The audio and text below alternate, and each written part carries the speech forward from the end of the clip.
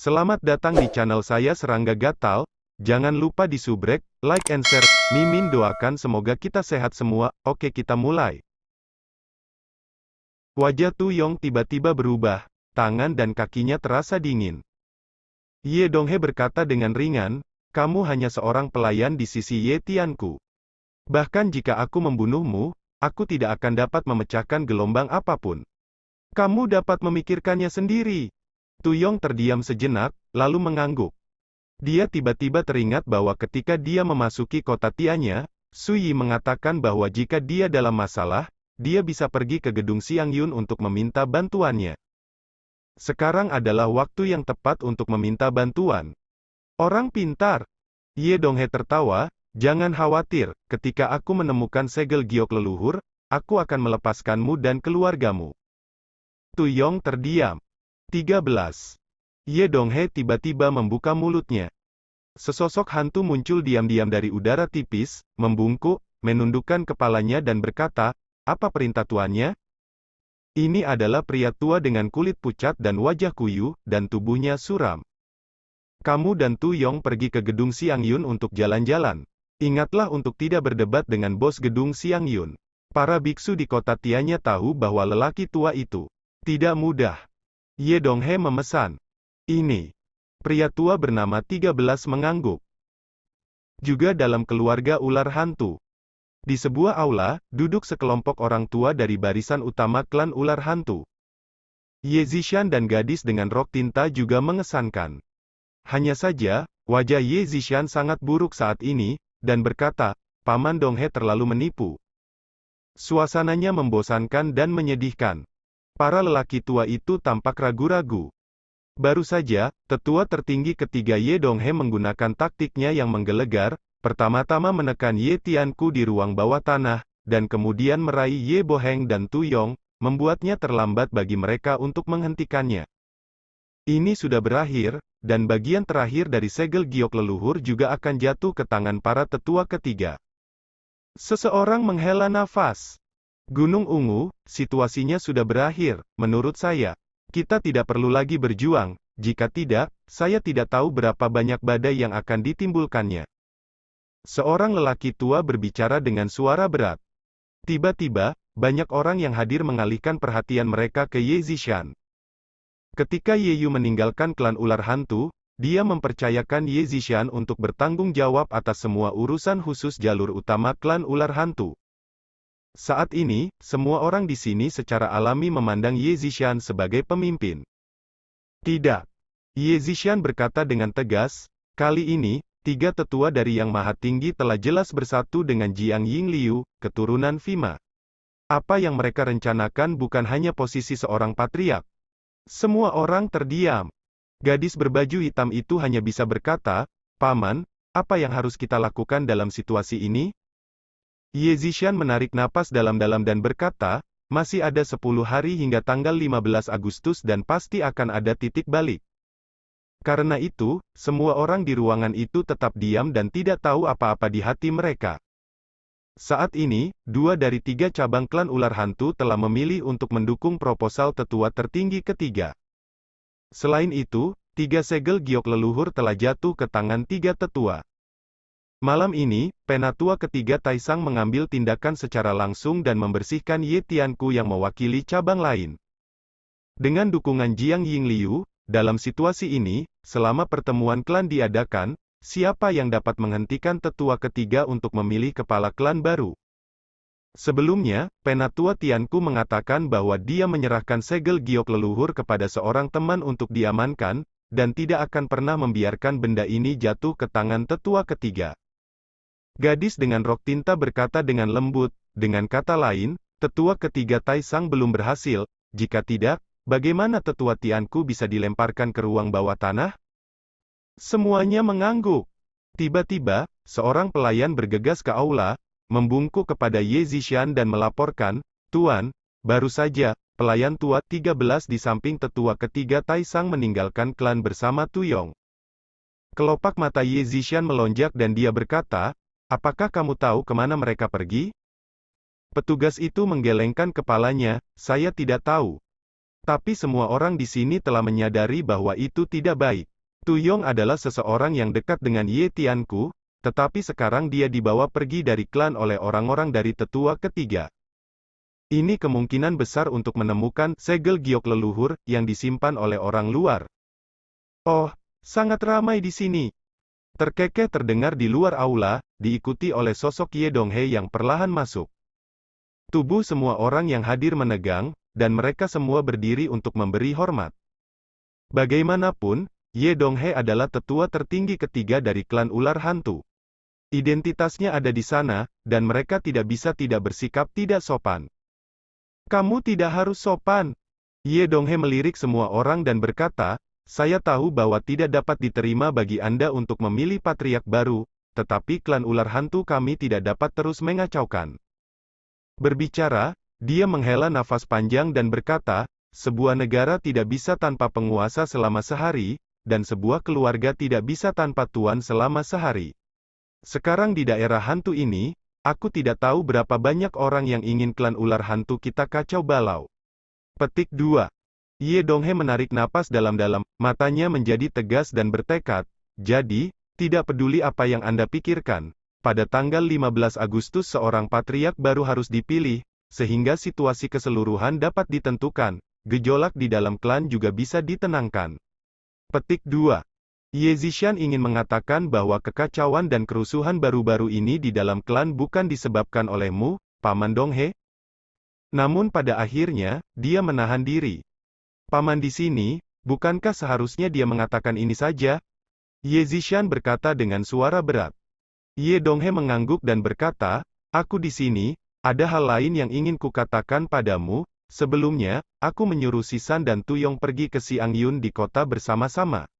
Lou, temukan anak muda pria bernama Suyi. Suyi. Semua orang bingung karena namanya begitu asing. Saya melihat Ye Donghe memilih tempat duduk sesuka hati, dan kemudian berkata sambil tersenyum, segel giok leluhur di tangan Tianku ada di tangan Suyi. Saya percaya bahwa segera, 13 akan bisa membawa segel giok leluhur kembali ke klan. Begitu kata-kata ini keluar, semua orang di aula terkejut dan tampak sedih. Seperti yang diharapkan, Sisan dan Tu Yong meninggalkan klan bersama untuk membawa kembali segel giok leluhur terakhir. Gedung Xiangyun. Ye Zishan terkejut, seperti mengingat sesuatu. Pada saat yang sama, transmisi suara gadis dalam rok tinta datang dari telinganya. Paman, pemuda bernama Suyi di mulut tetua ketiga Taisang, mungkinkah itu? Kita akan bertemu malam ini? Orang itu? Tidak heran, itu pasti dia. Hati Ye Zishan bergetar dan matanya berbinar. Di gedung Xiangyun malam ini, selain dia dan gadis berbaju tinta, hanya ada bocah lelaki berjubah itu. Tidak heran dia bilang dia ingin campur tangan dalam urusan klan ular hantu kita. Ternyata dia adalah penyelamat yang diundang oleh tetua Ye Tianku. Apalagi, bahkan segel giok leluhur ada di dalamnya. Tangannya. Gadis berbaju tinta juga bersorak dan sepertinya mengerti. Namun, Ye Zishan tidak bisa tidak bingung. Dengan kemampuan Ye Tianku, di mana dia mengundang pemuda misterius seperti itu? Namun, ini kabar baik. Ye Zishan tidak akan pernah lupa bahwa pemuda misterius itu pernah mengubah sikap bos gedung Xiangyun. Dalam hal ini, 13 yang memiliki budidaya kerajaan kekaisaran secara pribadi pergi ke kuda, dapatkah dia benar-benar membawa kembali segel giok leluhur? Ye Zishan dan gadis berbaju tinta sedang berbicara melalui transmisi suara, jadi yang lain di sini tidak menyadarinya. Melihat Ye Donghe duduk di sana, dia tersenyum santai, jika kamu tidak ada yang harus dilakukan malam ini, mengapa kamu tidak bergabung denganku dan menunggu di sini sampai 13 kembali? Ekspresi semua orang yang hadir tidak menentu untuk sementara waktu. Hanya Ye Zishan dan gadis berbaju tinta yang saling memandang dengan tatapan aneh. Kalau begitu tunggu dan lihat. Ye Zishan mengambil cangkir teh dan menyesapnya. Tenang. Ye Zishan tersenyum dan tidak berkata apa-apa lagi. Larut malam. Gedung Xiangyun telah ditutup dan pintunya tertutup. Setelah Tu Yong tiba di sini, dia mengambil napas dalam-dalam, melangkah maju dan mengetuk pintu. Tu Yong, seorang biksu dari suku ular hantu, mengambil kebebasan untuk datang mengganggu.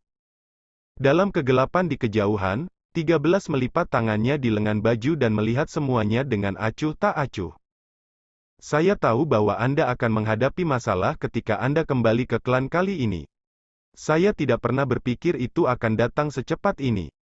Suara acuh tak acuh terdengar dari gerbang gedung Xiangyun, masuk. Selanjutnya, pintu yang tertutup terbuka tanpa suara, dan cahaya serta bayangan keluar, menghilangkan malam di depan tangga batu. Tu Yong melihat Su Yi yang sedang minum di aula sekilas, dan juga melihat bos gedung Xiangyun duduk di seberang Su Yi. Setelah ragu-ragu sejenak, Tu Yong berkata dengan suara rendah, "Rekan Dao Su, sejujurnya, tuanku memang menghadapi masalah yang sulit. Jika memungkinkan, saya ingin mengundang Anda ke datang dan lihat." Su Yi mendengus dan berkata, "Mungkinkah seseorang ikut denganmu?" Tu Yong tampak rumit, menundukkan kepalanya, dan berkata, "Tepat." Su Yi tidak bisa menahan tawa, dan berkata kepada tukang daging tua, "Sepertinya klan ular hantu juga tahu betapa kuatnya dirimu, dan mereka bahkan tidak berani memasuki pintu." Berbicara, dia sudah berdiri, berjalan keluar dari gerbang menara Xiangyun, melirik jalan-jalan di kejauhan, dan segera melihat 13 berdiri dalam kegelapan. Su Yi berkata sambil berpikir, "Apakah dia orang di sebelah tetua tertinggi ketigamu?" Tu Yong mengangguk, dan dengan cepat mengatakan bahwa Ye Tianku ditahan dan Ye Boheng digeledah jiwanya. "Rekan Taois, tolong kembalikan segel giok leluhur klan saya." Di kejauhan, 13 dengan kulit pucat dan napas suram berjalan keluar dari bayangan gelap, sepasang mata dingin, mengunci Su Yi dengan kuat. Ketika dia berbicara, dia berjalan selangkah demi selangkah, "Saya dapat menjamin bahwa jika saya mengambil tindakan, Anda tidak akan pernah memiliki kesempatan untuk melarikan diri ke menara Xiangyun." Setiap langkah yang diambil, aura Sisan semakin kuat. Tu Yong membeku, tapi dia tidak panik. Dia telah menyaksikan bagaimana Su Yi menangkap Ratu Klan Monster Burung Darah, dan sangat yakin dengan kekuatan Su Yi. Dan inilah alasan mengapa dia berani berjanji pada tetua ketiga Taisang untuk datang menemui Su Yi. Di hadapan 13 yang mendekat selangkah demi selangkah, sebelum Su Yi bisa bergerak, suara kaku dan acuh tak acuh terdengar. "Kapan kucing dan anjing berani pergi ke wilayah Lao Su dengan lancang?" 13 tiba-tiba berhenti, wajahnya tiba-tiba berubah. Karena suaranya, sosok kurus muncul 3 kaki di depannya dari udara tipis. Ketika sepasang mata acuh tak acuh menatapnya, itu seperti penguasa langit yang menghadap seekor semut. Penuh penghinaan. Menghadapi tukang daging tua yang tiba-tiba muncul, 13 ngeri. Terlihat dengan mata telanjang, kekuatan kekaisaran di tubuh 13 memudar seperti gelombang, dan niat membunuh yang awalnya diselimuti jalan panjang dan terkunci dengan kuat pada Su Yi juga menghilang. Yongtu sangat menyadari perubahan ini. Dia terkejut. Sebelumnya, dia berpikir bahwa dengan kekuatan Su Yi, dia bisa bersaing dengan 13. Siapa yang mengira bahwa Su Yi tidak perlu bergerak, dan bos gedung Xiangyun tiba-tiba muncul, mencemooh 13 sebagai kucing dan anjing yang tidak tahu apakah harus hidup atau tidak. "Mati!" Saya melihat 13 mengambil napas dalam-dalam, dan mengepalkan tinjunya ke tukang daging tua yang berjarak 3 kaki, dan berkata, "Saudara Dao, saya di sini atas perintah Tuhan, hanya untuk mendapatkan klan saya kembali. Segel giok leluhur, jika ada pelanggaran, mohon maafkan saya." Pelayan tua ini dengan kultivasi kerajaan kekaisaran, dulunya suram dan sangat kuat. Tapi saat ini, saat menghadapi tukang daging tua, aku harus menurunkan alisku. "Maaf." Tukang daging tua itu berkata tanpa ekspresi, "Oke, lepaskan salah satu tanganmu dulu, lalu aku akan mempertimbangkan apakah akan membunuhmu." Kata-kata acuh tak acuh dan dingin tanpa perubahan suasana hati. Namun, Tu Yong gemetar ketika mendengarnya. Dia tidak pernah menyangka bahwa pemilik gedung Xiangyun tidak akan ragu untuk membersihkan para pelayan tua di samping tetua ketiga klan ular hantu untuk berdiri untuk Su Yi. Tu Yong tanpa sadar menatap Su Yi tidak jauh. Ketika saya mendengar kata-kata tukang daging tua itu, wajah 13 tiba-tiba menjadi jelek. Dia juga tidak menyangka bahwa pemilik gedung Xiangyun, yang dikenal hampir semua orang di kota Tianya, akan menjadi kuat saat ini. Dan, tampaknya mereka sama sekali tidak berencana untuk memberi mereka wajah keluarga ular hantu. Ini memang tampak luar biasa.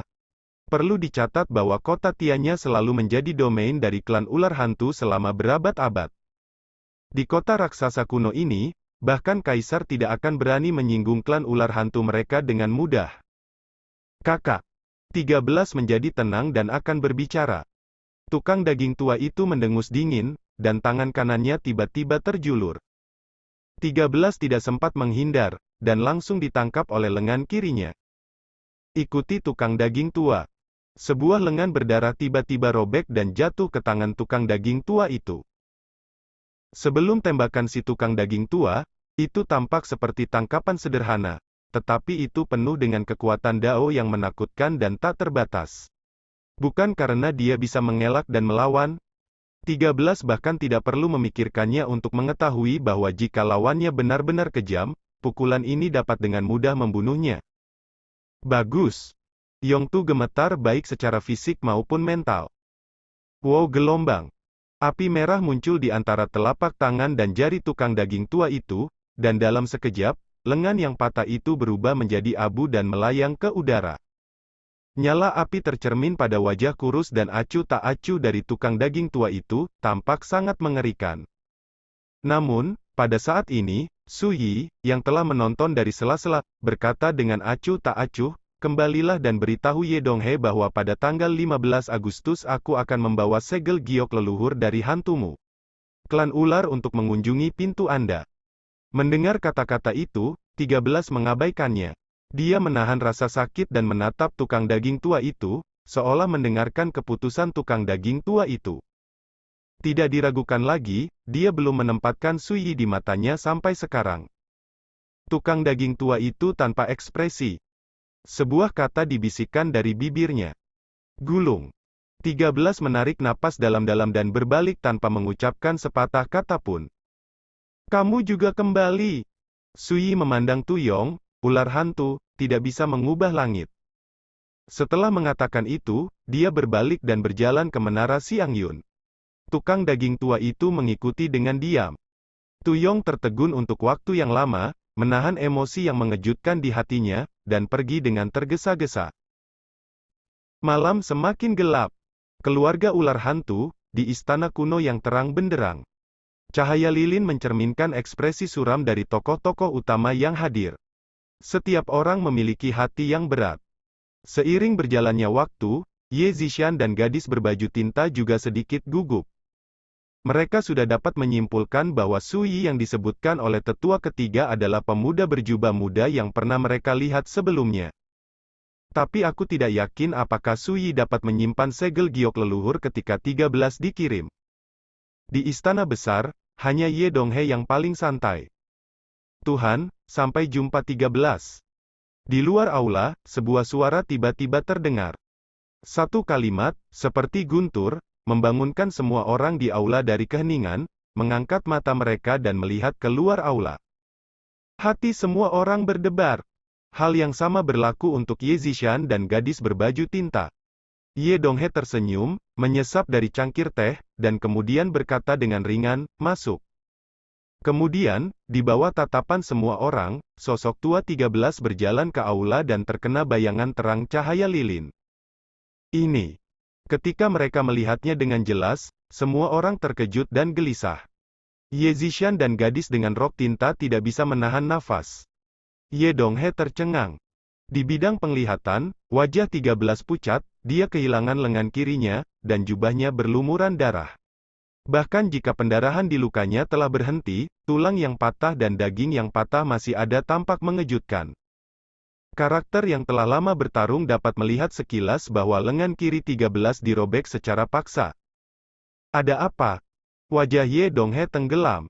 Kaisar sangat marah dan menjungkir balikan dunia. Pada saat ini, meskipun ekspresi Ye Donghe masih tenang, lampu-lampu di aula bergoyang keras, dan suasana menjadi tertekan, udara tampak membeku, dan orang-orang tidak bisa bernapas. Penatua tertinggi ketiga dari klan ular hantu marah. 13 melangkah maju dan berkata dengan suara rendah, "Bawahanku tidak kompeten. Bos Xiang Yunlo telah menghapus lengannya, dan dia belum dapat memulihkan segel giok leluhur. Begitu kata-kata ini keluar, semua orang gempar. Saya tidak percaya, pemilik gedung Xiang Yun tidak berani memberikan wajah Ye Donghe, dan langsung menyerang 13. Ye Zishan dan gadis berbaju tinta saling memandang, dan hati mereka akhirnya benar-benar rileks. Benar saja, pemilik gedung Xiang Yun tidak akan menonton kecelakaan Sui. Pop! Ye Donghe membanting cangkir teh di tangannya ke tanah, dan puing-puingnya berhamburan, membuat semua orang terpana. Ini adalah kota Tianya, situs klan ular hantu kami. Pemilik menara Xiang Yun, juga, tidak memandang klan ular hantu saya di matanya. Wajah Ye Donghe pucat dan membunuh. 13 adalah pelayannya yang paling cakap, yang mengikutinya sejak lama. Tapi sekarang, lengan itu telah dihapus. Paman tenanglah. Ye Zishan batuk kering, dan berkata, dulu, ada aturan di menara Xiang Yun. Saat ini, semua tamu menara Xiang Yun akan dilindungi. Ini adalah hal yang terkenal di kota Tianya.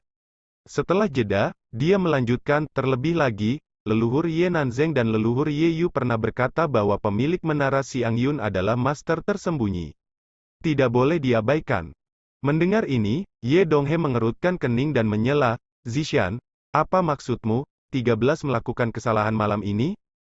Ye Zishan berkata dengan tenang, saya hanya berpikir bahwa bos gedung Xiang Yun pasti tidak akan menembak tanpa alasan. Ye Donghe semakin mengernyit. Pada saat ini, 13 berbisik, Tuan. Saya awalnya meminta Tu Yong untuk memanggil Sui keluar dari gedung Xiang Yun, berpikir bahwa saya melakukannya di luar gedung Xiang Yun dan tidak akan memprovokasi gedung Xiang Yun. Bos, siapa sangka? Omong-omong, dia tidak bisa menahan nafas, tidak peduli apa, tolong tenangkan amarahmu, jangan memusuhi bos gedung Xiang Yun karena bawahannya. Setelah melihat metode tua tukang daging malam ini, 13 mungkin tidak tahu bahwa melawan karakter seperti itu ditakdirkan untuk membayar mahal. Ye Donghe sedikit tenang dari kemarahannya dan berkata, apa yang dikatakan bos gedung Xiang Yun? 13 berbisik, ketika bawahannya kembali, Sui Yi pernah berkata bahwa pada tanggal 15 Agustus dia akan membawa segel giok leluhur ke klan ular hantu kita. Ye Donghe terkejut, apa maksud anak ini? 13 menggelengkan kepalanya, dia tidak bisa menebak apa yang ingin dilakukan Sui Yi. Lupakan, ayo pergi. Ye Donghe bangkit dan berjalan pergi. Dia tidak memiliki wajah untuk tinggal lebih lama lagi. Dia awalnya ingin menunggu 13 untuk membawa kembali segel giok leluhur dan memberi pelajaran kepada orang-orang di garis utama keluarga Ye. Saya tidak pernah berpikir bahwa pada akhirnya, dialah yang malu. 13 diikuti. Sampai mereka menghilang. Semua orang di aula menghela nafas lega. Paman, bahwa Sui Yi adalah penyelamat yang diundang oleh Penatua Tianku, dan dia juga memberitahu kami bahwa dia akan membantu kami menyelesaikan kekacauan klan, sekarang tampaknya. Dia memang agak mampu. Gadis dengan rok tinta mentransmisikan suara dan terlihat sangat bersemangat. Ye Zishan menggelengkan kepalanya sedikit dan berkata, selama mereka adalah tamu menara Xiang Yun, mereka akan dilindungi, tetapi tidak hanya Sui Yi yang dapat menikmati perlakuan seperti ini. Setelah jeda, dia berpikir, kita tidak bisa menggantungkan semua harapan kita padanya sendirian.